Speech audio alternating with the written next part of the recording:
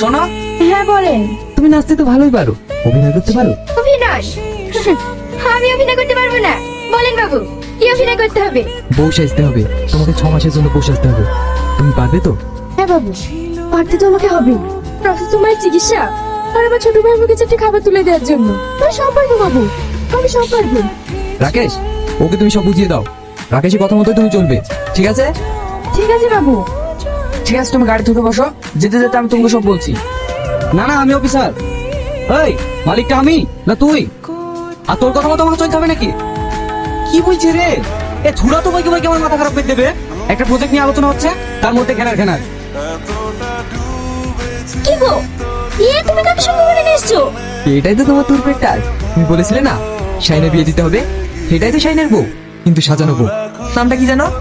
সালমা বাবু। ও, ওই দিককার ঘরে থাকে শাইন, তুমি ওই ঘরে যাও। সেটা যেভাবে বলেছে সেই মতোই চলবে।